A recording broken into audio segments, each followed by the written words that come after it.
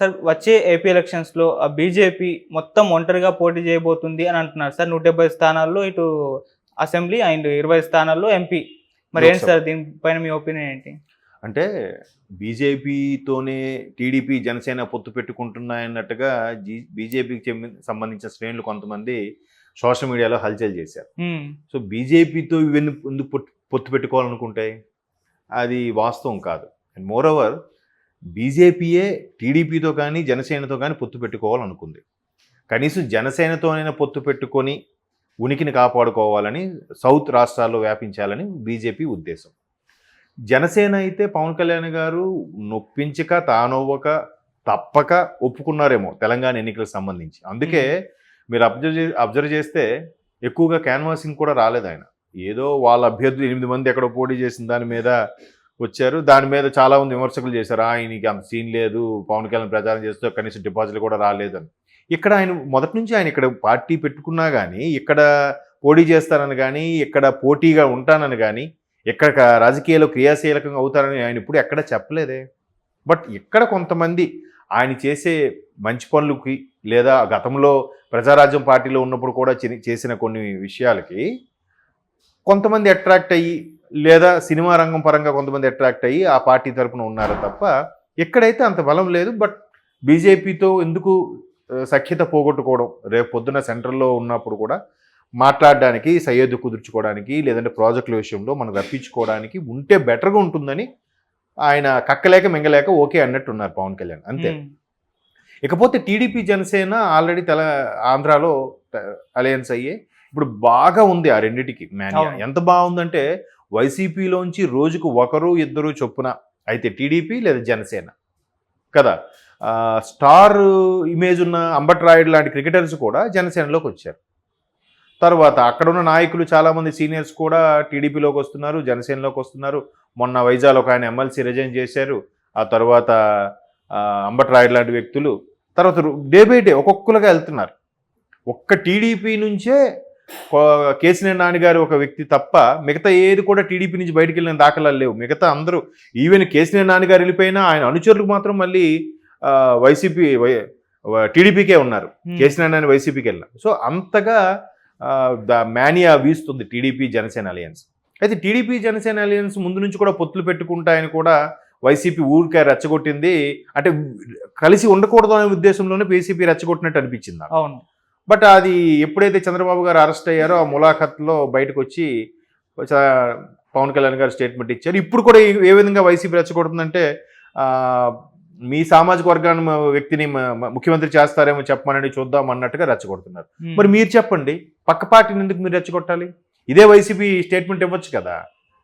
ఇప్పుడు BJP BC సామాజిక వర్గాన్ని సీఎం చేస్తామని తెలంగాణలో ప్రకటించింది. బట్ రాలేదనుకోండి. సో అలాగే వీళ్ళు కూడా బీసీ సామాజిక వర్గాన్ని ముఖ్యమంత్రి చేస్తామని ఇదే వైసీపీ ప్రకటించమనండి.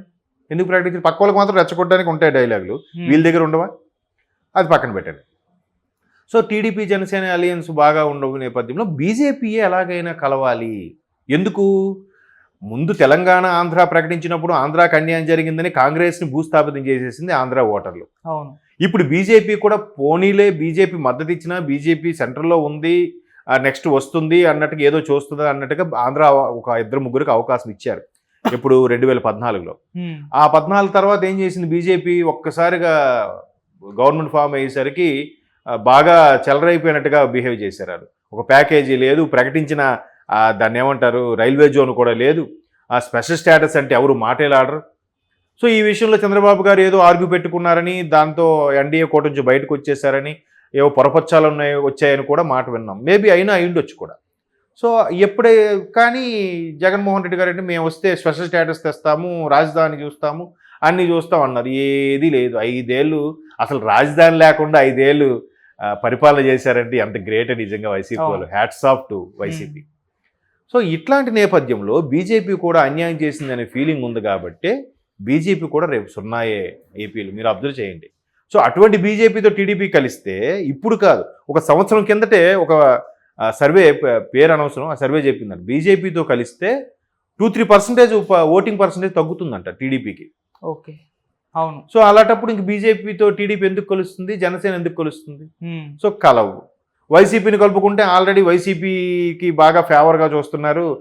దేవాలయాల మీద దాడులు జరిగిన ఏం పట్టించుకోవట్లేదు. ఎస్పెషలీ టీటీడీ తిరుమల తిరుపతి దేవస్థానంకి ఎంత దారుణంగా బిహేవ్ చేస్తున్నా, అన్యమతస్థులు కూడా వెళ్ళి ఉద్యోగులుగా ఉంటున్నా, రకరకాలుగా పైన కొండ మీద కొంతమంది ప్రచారం చేస్తూ దొరికినా, ఏవి అన్నదానం విషయంలో ఏం జరిగినా, మరి ఎక్కడికి వెళ్ళినా బీజేపీ కొన్ని రకాల చర్యలు తీసుకుంటుంది. ఈరోజు అయోధ్య రామయ్య గురించి గొప్పగా చెప్పుకుంటుంది కదా, మరి టీటీడీ గురించి పట్టించుకోదు ఎందుకు కదా? సో ఇట్లాంటి మైనస్లు ఉన్నప్పుడు వైసీపీతో కలిసింది అనుకోండి, ఇంకాస్త బీజేపీ డౌన్ అయిపోయే ఛాన్స్ ఉంది. అవును. కాబట్టి అటు అవ్వలేదు బొవ్వలేదు అన్నట్టు అయిపోయింది బీజేపీ పరిస్థితి. టీడీపీ జనసేనతో కలవదు, కలిసే ఇది పరిస్థితి లేదు. జనసేనతో వైసీపీతో కలిస్తే 0. సో అప్పుడు ఇంకేం చేస్తుంది? ఆ జన్మాంతర శత్రువైన కాంగ్రెస్తో కలుస్తుందా? కలిసే ఛాన్సే లేదు. మరి ఇంకెక్కడ సింగిల్గా పోటీ చేయాల్సిందే. 175 చేస్తారో, 100 చేస్తారో, 25 చేస్తారో వాళ్ళ ఇష్టం, చేసుకోమనండి. అంటే వాళ్ళ ఉద్దేశం ఏంటంటే కొన్ని ప్రాంతాల్లో, కొన్ని నియోజకవర్గాల్లో టీడీపీ ఇన్ కేస్ వైసీపీ బలంగా ఉన్న నేపథ్యంలో ఆ రెండు కొట్టుకుంటే ఈ పార్టీ బాగుపడుతుంది కదా అని ఆలోచన, మరింకా ఆలోచన తెలియదు. కానీ అలా అనుకుని బీజేపీ సింగిల్గా వెళ్ళాలనుకుంటుందేమో. ఎందుకంటే మన కామారెడ్డిలో, తెలంగాణ కామారెడ్డిలో ఒక సిచ్యువేషన్ జరిగింది. ఇద్దరు మాజీ ముఖ్యమంత్రి, ప్రస్తుత ముఖ్యమంత్రి ఇద్దరు పోటీ పడినప్పుడు అది ఇద్దరికి మంచి ఓటు చీలిపోవడం లేవైంది, వెంకటరమణారెడ్డి గారు గెలిచారు కదా. సో అలాగే ఏవైనా గెలిచి ఒకటి వస్తే రావచ్చేమో అని ఆలోచనలో ఉన్నట్టుంది బీజేపీ. అందుకే 175 కాకపోతే మళ్ళీ 25 ఎన్ని పోటీ చేసినా చేయనివ్వండి, దానికి అందుకే ఇంకా ఆప్షన్ లేదు. అందుకు ఈ విధంగా వాళ్ళు చేయాలని ఆలోచిస్తున్నారు. ఓకే సార్, ఇప్పుడు బీజేపీ సింగిల్గా పోటీ చేయడం అనేది టీడీపీ అండ్ జనసేన కాంగ్రెస్తో పాటు పొత్తుతో వెళ్ళే ఒక ఛాన్స్ అని అనుకోవచ్చా? టీడీపీ జనసేన కాంగ్రెస్ అంటే షర్మిలా గారితో, అదే షర్మిలా గారు వస్తున్నారని లేదు. అంటే ఈ క్వశ్చన్ మీరు అడగడానికి కారణం ఏంటంటే, షర్మిలా గారు మొన్న క్రిస్మస్కి లోకేష్ గారికి గిఫ్ట్ పంపించడము ఉన్నది. మేబీ ఇప్పుడు షర్మిలా గారి స్ట్రాటజీ, వాళ్ళ తండ్రి గారి స్ట్రాటజీ ఏమో. అతను ఏంటి, కాంగ్రెస్లో ఉన్న ఎవరిని కూడా ముఖ్యమంత్రి అయిన తర్వాత ఆపరేషన్ ఆకర్షణ ఉండేది అప్పుడు పేరు, అందరినీ కలుపుపోయేలా చూసేవాడు ఆయన. ప్రతి ఒక్కరిని కూడా భుజమే చేసి మాట్లాడి, నవ్వుకొని, చాంబర్ పిలిపించుకొని మాట్లాడి అందరినీ అట్రాక్ట్ చేసి. రాజకీయం ఉంటుంది, పగతో ప్రతీకారాలతో ముఖం చేదరించుకొని వాడి మీద దియ్యబట్టి వాడి గురించి, వాళ్ళ ఫ్యామిలీల గురించి, వాళ్ళ ఇంట్లో స్త్రీల గురించి అసభ్యకరంగా మాట్లాడడం కాదు రాజకీయం అంటే. ఏది చేసినా, మీకు చిన్న ఎగ్జాంపుల్ చెప్తా. ఛత్రపతి సినిమాలో మీరు అబ్జర్వ్ చేస్తే, వాడు విలన్ తాలూకు తమ్ముడు పోటీ చేయడానికి ఇక్కడ ఉన్నప్పుడు, నేను అందరినీ